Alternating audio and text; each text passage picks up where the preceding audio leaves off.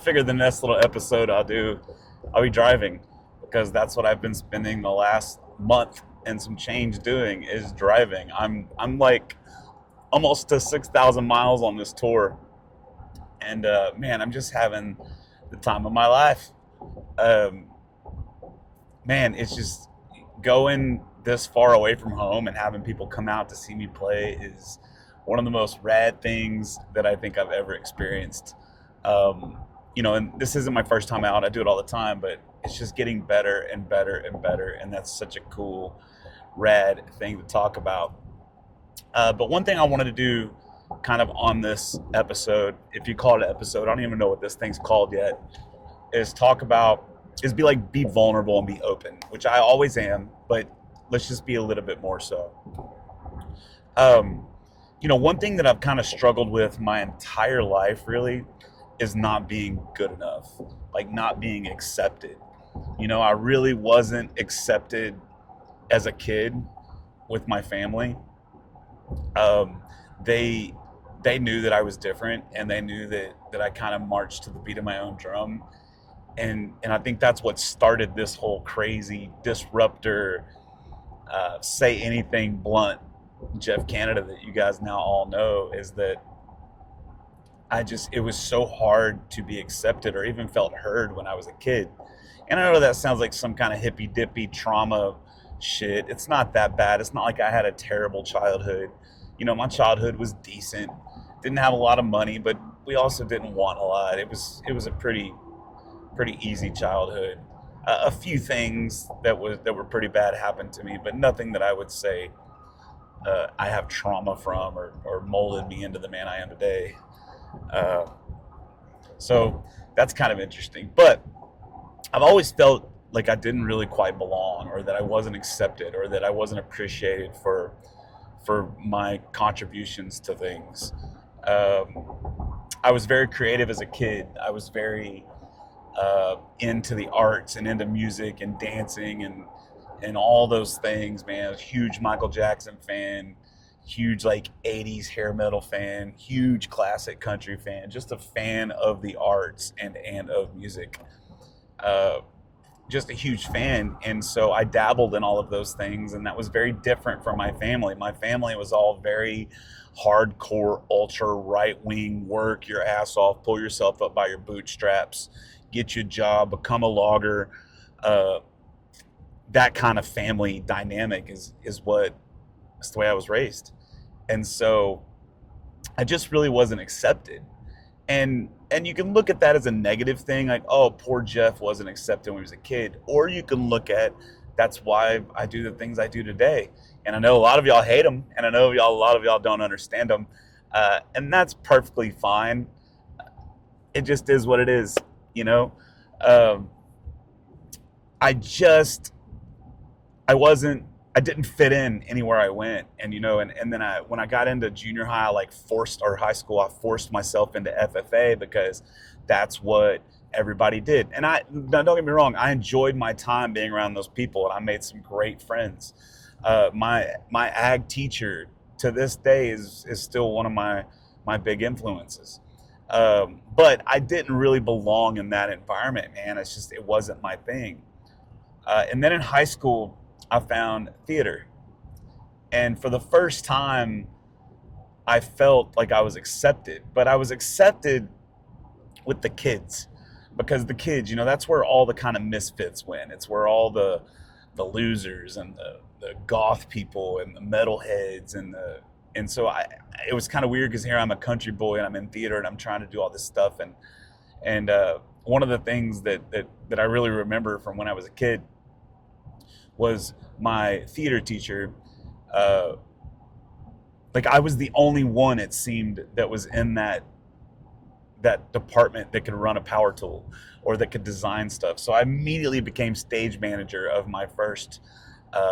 of our first presentation. We did Frankenstein, and I did all the pyrotechnics, and I built the set. Uh, Pretty much single-handedly. I mean, I had a little bit of help, but for the most part, I built the whole thing.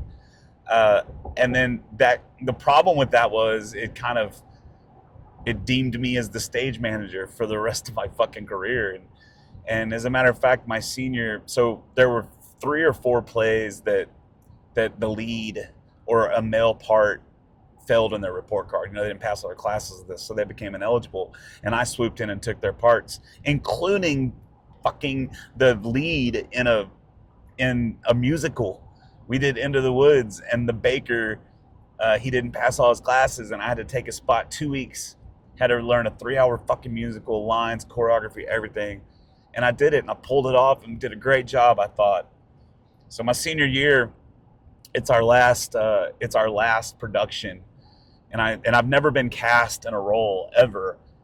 I just never have. And I wrote on my little audition paper, hey, I don't want to be stage manager for this. I want to be I want to have a part. And the teacher cast me as stage manager again.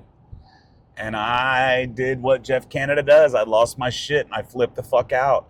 And at this point, man, like, I wanted to be a theater teacher. It's what I wanted to do. And that one decision by that dipshit, who I am still friends with today, that one decision to not give me one of the very, very small roles that was a male role changed my whole trajectory in life. And I got up and I stood up and I was like, fuck you. And I left and I walked out, and I immediately took myself out of all theater classes, all everything. I got on the work program. I went out and got me a job, and I started working. So yet again, I wasn't good enough. And this is kind of like the reoccurring theme for my whole life. But it got to the point where I was good enough and I was being accepted. I was good enough of an entertainer. I was good enough of a singer. I was good enough of a guitar player, and I was being accepted. But I could not get that into my mind of being accepted because I didn't ever know what that felt like before. And that's why you've seen over the last 10, 15 years these kind of different versions of me. It's because I'm just trying to figure things out. It's a hard life. Life is hard, and we all got to try to figure these things out. And I'm not trying to make excuses for like bad behavior or anything, but that I'm just trying to explain, like, this is why I've acted kind of the way I've acted, is because I'm just trying to find my lane and trying to find my people. And the good news is I'm 47 years old, and I finally feel like that I found that. I finally feel like I've found my lane. My lane is going out all over the United States and preaching my truth, being as human as possible and having as many human interactions as possible, and stop making it about these things. Yes, I'm still going to put out stuff on these things because we have to do it. And I enjoy doing it, but these things are not my audience. My audience are real people in real towns. I don't want to play inside any major loops of any major cities because it's just, people are too distracted. There's too many things to do. I want to play in small towns where there's not so much to do, and people come out and they're excited to have music and they're excited to have something going on in their town. That's what I want to do, and I feel like that is my calling. And I feel like one of the big things I'm preaching is for people to pay attention. And I'm not just saying pay attention to music. Yes, selfishly, I want you all to pay attention to me. I want you all to pay attention to what I got going on. But I'm not even talking about that. I'm talking about paying attention to what's going on around you. You know, we stopped asking questions. We stopped being curious as a people. And so what happens is everybody else dictates what we can and can't do. And everybody else dictates what's right and what's wrong. And we don't even get a vote anymore. That's because we don't ask questions anymore. We don't ask, well, wait, hold on a second. So you're telling me that this is going to fix this. Okay. Is it going to fix that? Instead, we just like, okay, it's going to fix it. That's how we do things. And that's kind of insane.